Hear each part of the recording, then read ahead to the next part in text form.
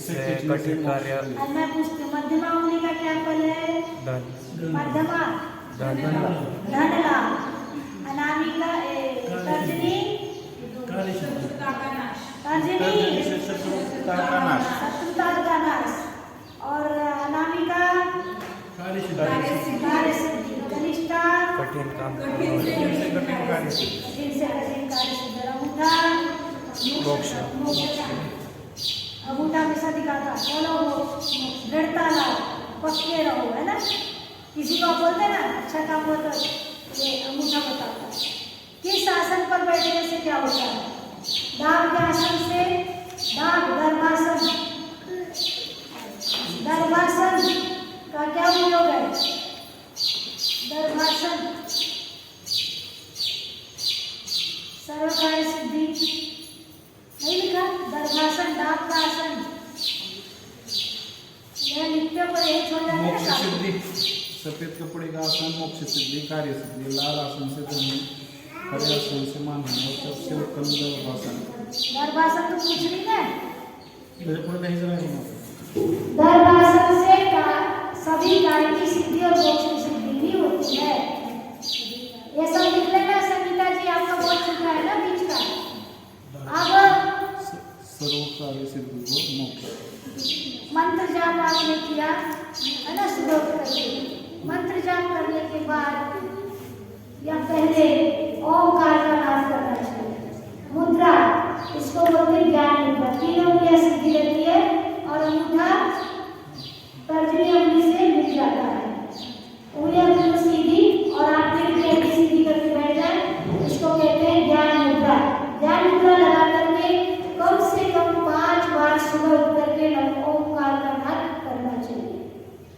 फिर माला फेरो, या माला फेरने की बात कर लो। उससे क्या होगा? आपको पॉजिटिव एनर्जी प्राप्त होगी और आपका ओरा आभा मंडल आपके चारों तरफ एक वलय है। आवाज समझ में आ रही है? चारों तरफ एक वलय है। भगवान के पीछे बना ना आभा मंडल, ऐसा हमारे चारों तरफ एक वलय होता है जिसको कहते हैं फ्रीक्वेंसी। तरंग अभी दिखा देती हूँ। तो उस आभा मंडल को शुद्ध करने के लिए आपने जाप भी किया और ओंकार का नाद किया, तो आपकी श्वास प्राणायाम भी हो जाता है और आपको पॉजिटिव एनर्जी भी प्राप्त होती है। एक बार हम सभी करेंगे। कैसे करना मैं वो भी नहीं सिखाना चाहती। ओम करते समय पेट पूरा अंदर जाना चाहिए। पेट पूरा अंदर, जब माँ बोलोगे पेट बिल्कुल पीछे चिपक जाना चाहिए। जो पतले होगा चिपकेगा, जो मोटे होगा नहीं चिपकेगा। तो कोशिश करना है पेट जब अंदर जाने लगेगा तो श्वास अधिक से अधिक हमारे अंदर जाएगी, ऑक्सीजन अधिक से अधिक जाएगी, हमारे फेफड़े हृदय सब शुद्ध, सबकी शुद्धि होगी, है ना।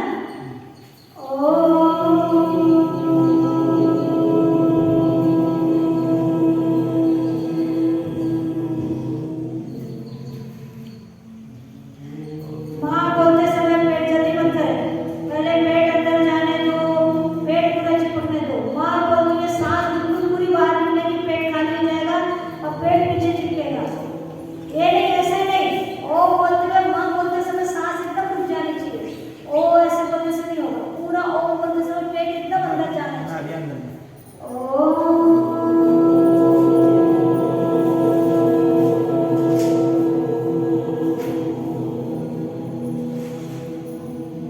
श्वास भरे, श्वास पेट में निकल गई, श्वास को भरे, छाती फुलाए, फिर दूसरी बार ओंकार नाद बोले। ऐसा करके प्राणायाम होता है।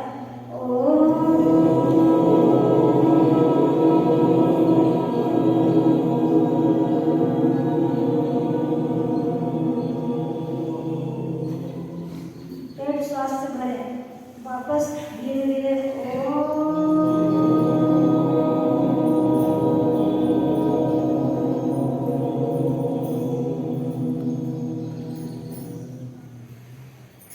ऐसा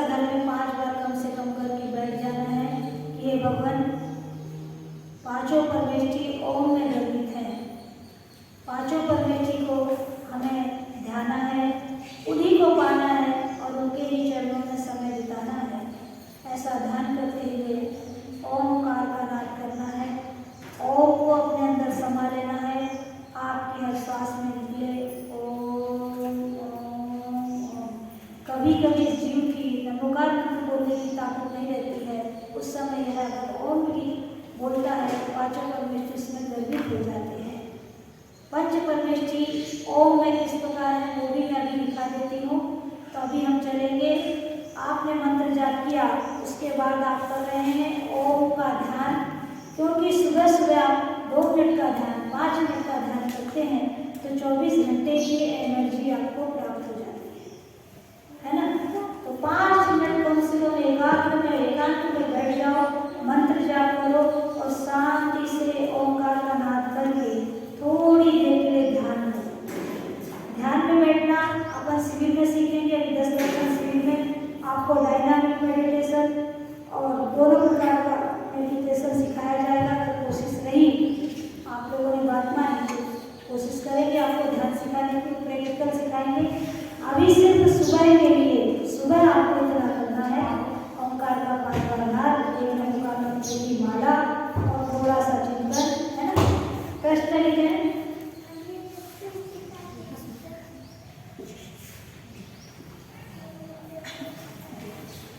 मंत्र जाप के पहले या बाद में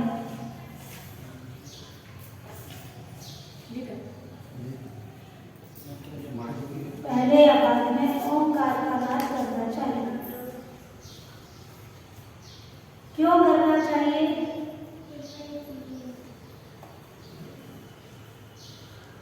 उससे क्या लाभ है?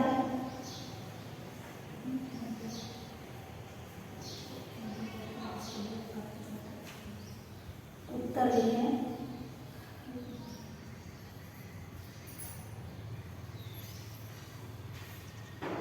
प्रातः वायुमंडल या ब्रह्मांड में भरपूर ऑक्सीजन की मात्रा होती है।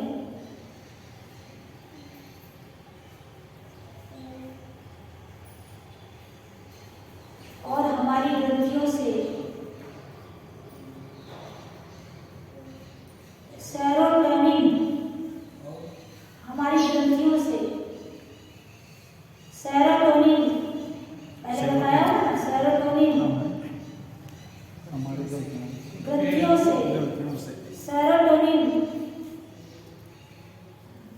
पदार्थ का स्राव होता है, हार्मोन्स का स्राव होता है, जिससे शरीर में स्फूर्ति होती है। उस समय स्फूर्ति आती है, उस समय ओंकार का नाद करने से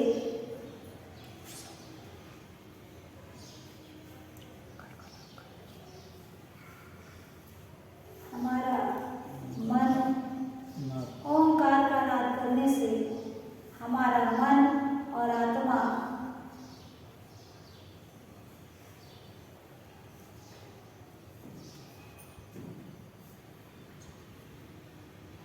परमात्मा में लीन हो जाता, ब्रह्म शक्ति में लीन हो जाता। ब्रह्म शक्ति समझेंगे? ब्रह्म शक्ति माने अपनी आत्मा की शक्ति, नहीं तो कोई ब्रह्मा कुमारी में चले जाओ।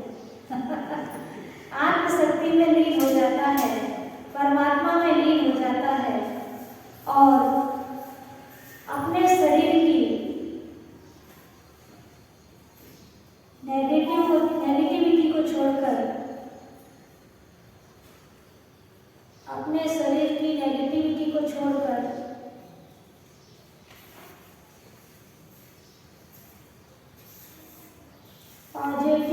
पॉजिटिव सकारात्मक ऊर्जा को ग्रहण करता है।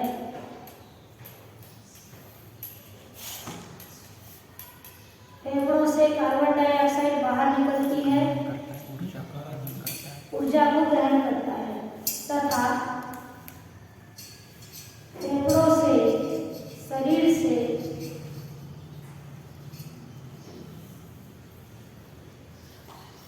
कार्बन डाइऑक्साइड बाहर निकलती है तथा फेफड़ों से, शरीर से, क्या बोलना, मैं बोलती हूँ, ऊर्जा को ग्रहण करता है। हाँ, तथा फेफड़ों से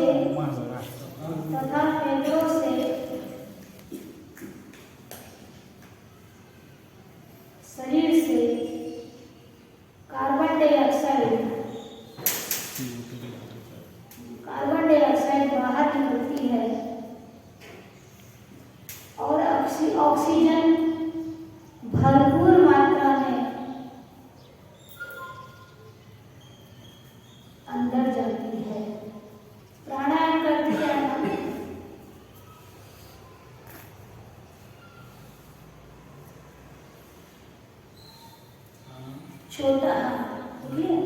प्राणायाम क्या? और छोटा सा प्राणायाम भी हो जाता है, ओम में छोटा सा प्राणायाम हो जाता है। आपको भी स्कूल कर प्राणायाम करना होगा, है ना।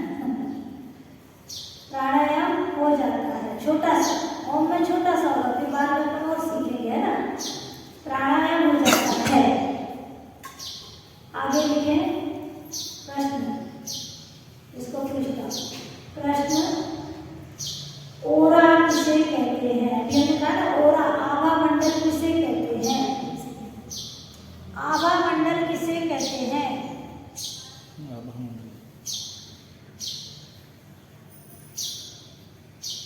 मनुष्य के चारों ओर एक प्रकार की, मनुष्य के चारों ओर एक प्रकार की ऊर्जा होती है, वलय होता है। ऊर्जा होती है जिसे वलय कहते हैं, ऊर्जा होती है जिसे वलय कहते हैं।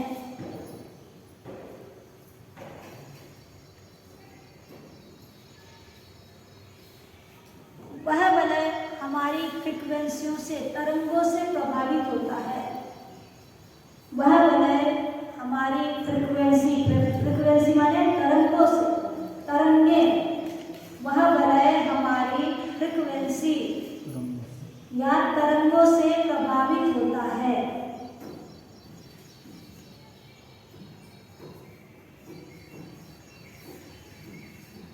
हम जैसा सोचते हैं,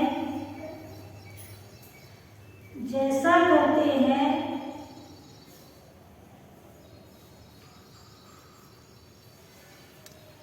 वैसा हमारा आभामंडल बनता है।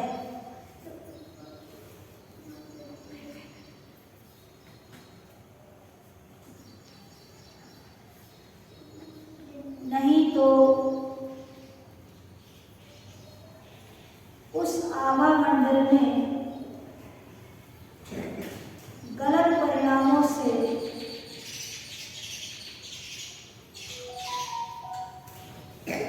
ब्लैक होल बन जाते हैं, ब्लैक होल बन जाते हैं। इंग्लिश लिखिए। ब्लैक होल या काले धब्बे, हिंदी में काले धब्बे, ब्लैक होल बन जाते हैं। जो सहन नहीं लिखता है ना, दूसरे को ज्यादा बताता है। अच्छा, तुम्हें आ गया?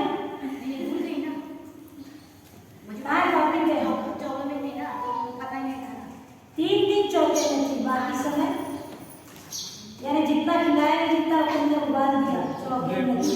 कितने दिन चौके में थी बताओ? बाकी कहाँ नहीं थी? चौके का नाम ले लिया, ये नहीं बोला कि मैं बीमार हूँ। लोग कुछ करेंगे तो जरूर बताएंगे, नहीं। और हमने काम चौके में सारा कुछ मिला पानी है, बोलना नहीं। अच्छे काम करके गिनाओगे, हमने इतनी माला फेरी, हम चौके में गए तो गाया सारा कुछ, गई भैंस, पेट दुखेगा साधु माता, तुम गिनते रहते हम चौके में गए, चौके में गए, चौके में गए। चलो क्या लिखा? काले गड्ढे हो जाते हैं। काले धब्बे हो जाते हैं जो हमारी ऊर्जा को, भावना को कुंठित कर देते हैं।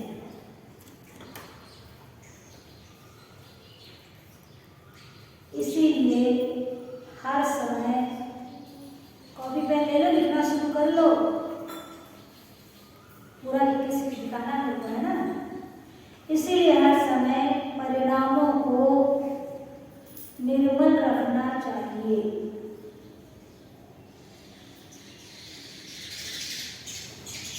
जिससे हमारा आभामंडल क्लीन रहे, स्वच्छ रहे।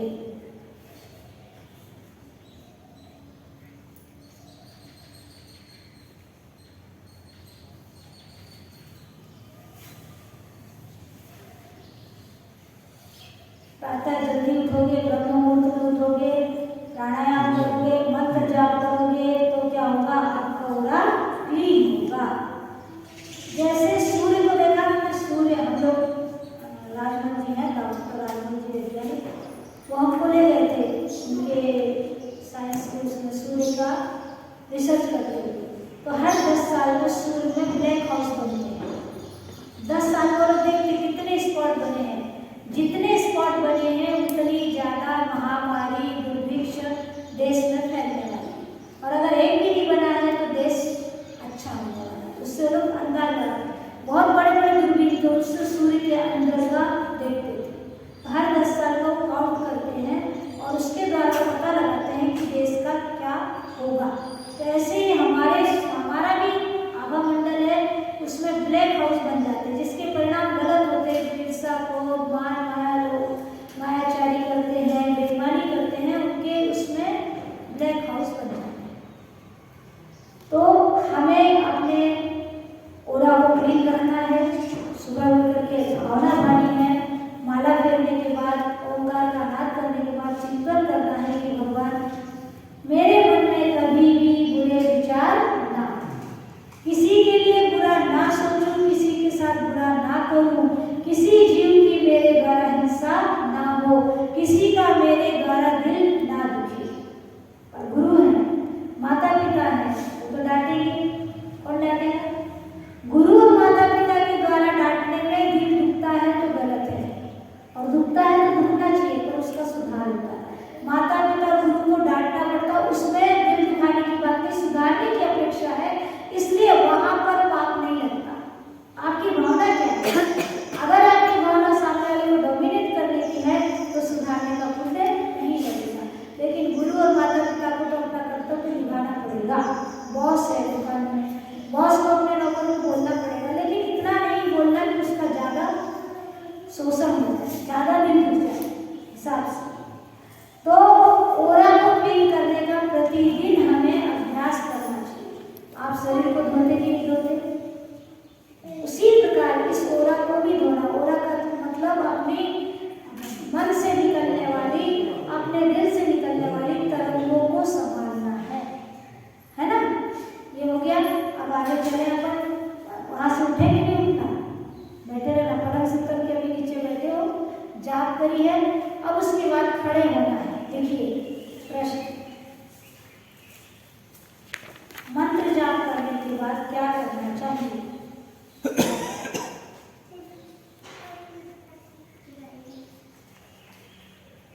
आजकल हम लोग थोड़ी देर नीचे बैठते हैं कि हमारे पैरों में झुनझुनी चालू हो जाती है, सुन्न होने लगते हैं। होते क्या?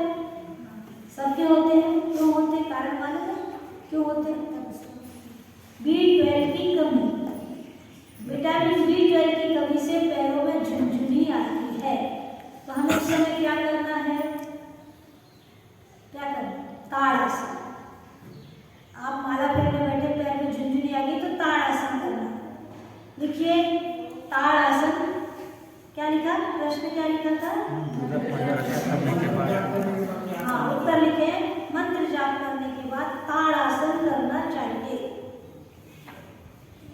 ताड़ासन। ताड़ासन कौन किसको आता है बताओ तो जरा। खड़े हो, खड़े हो।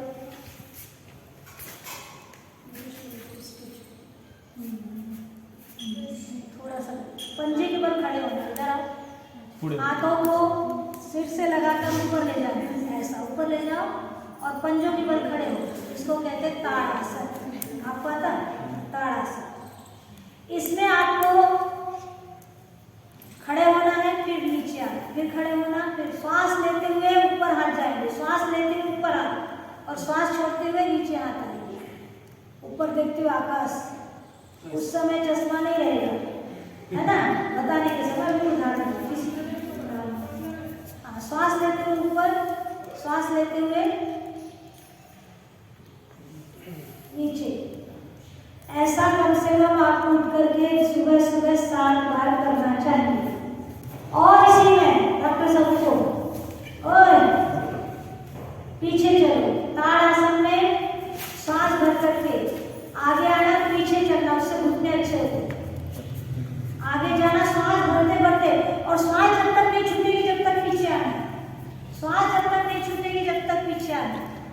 श्वास अगर छूट रही तो छोड़ दो और श्वास लो, हाथ नीचे करो, रिलैक्स हो, फिर वैसा करके फिर आगे।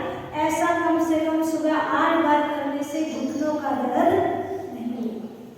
जिनका ऑपरेशन हो उनको नहीं करना है, लेकिन जिनका ऑपरेशन नहीं, नॉर्मल बॉडी है, तो ये करो। और सुबह सुबह भी ताड़ासन करो। नींद नहीं खुल रही ना, कभी बच्चों को ज़्यादा होता है, क्यों होता है कि नींद नहीं खुल रही, उठना चाह रहे तो लेटे लेटे ऊपर के हाथ ऊपर और नीचे के हाथ नीचे, ऐसा बताओ, ऐसे लेटे लेटे करना। पैर के पंजे आगे को खींचना है और हाथों को पीछे को खींचना, लेटे लेटे पैरों को आगे, जितना खींच सको आगे और पीछे।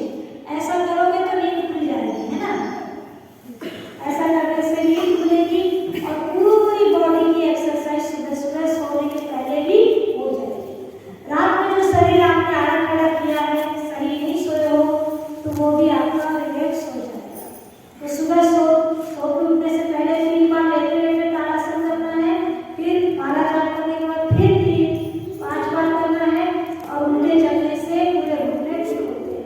कल मेरी गलती हुई कि प्रतिक्रमण करते करते मैंने चश्मे का डब्बा पैर के नीचे दबा दिया, चढ़ गई, आपको दुखने लगी, करूँ क्या? फिर मैंने अपनी चटाई रखी, उसके नीचे पैर रख करके पैर को घुमाया और पैरों को ऊपर ले लिया, ठीक हो गया। रात को जब आप सोते हैं कमर दुखती है, पैर दुखते हैं, आप कहीं से यात्रा करके आए हैं, पैदल चल कर आए हैं, पैर दुख रहे हैं, तो रात को दीवार से टिका करके पैर ऊंचे कर लो, कम से कम 5 मिनट। 5 मिनट दीवार से नहीं टिका तो अपने हाथों से पैरों को पकड़ करके 5 मिनट रात को रोज पैर ऊपर करने चाहिए। जिनको बेरिकोस होने वाला है वो बेरिकोस नहीं होगा, घुटने का दर्द नहीं होगा, कमर की एक्सरसाइज होगी, और साथ में हमारी जो कमर मोटी हो गई थोड़ी पतली भी हो सकती है ना। और हार्मोन डिस्टर्ब हो रहे तो फिर भी जितना बचा सके उतना बचा। ये बात देखिए, ताड़ासन करने से क्या लाभ है।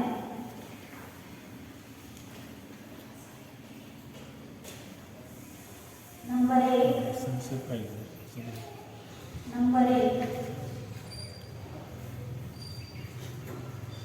ताड़ासन करने से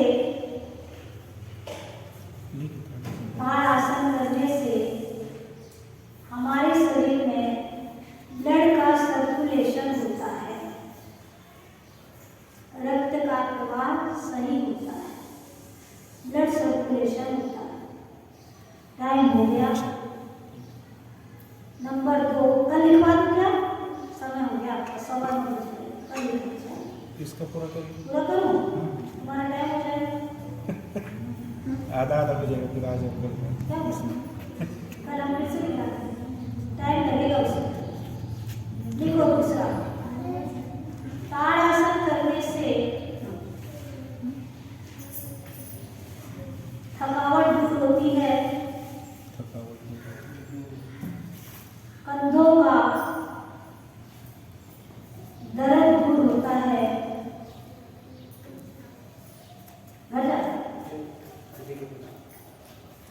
गर्दन वारीड़ की हड्डी, गर्दन वारीड़ की हड्डी का व्यायाम होता है।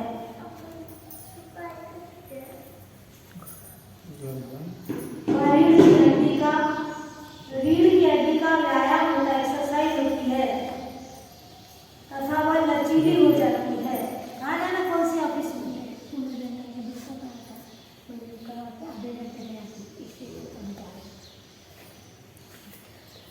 रीढ़ की हड्डी का गर्दन लचीली होती है, फ्लेक्सिबल, लचीली माने फ्लेक्सिबल होती है ना। और सबसे बड़ी, पेट की कब्ज दूर होती है, पेट बढ़िया साफ हो जाता है। पेट की कब्ज दूर होती, कब्ज माने गैस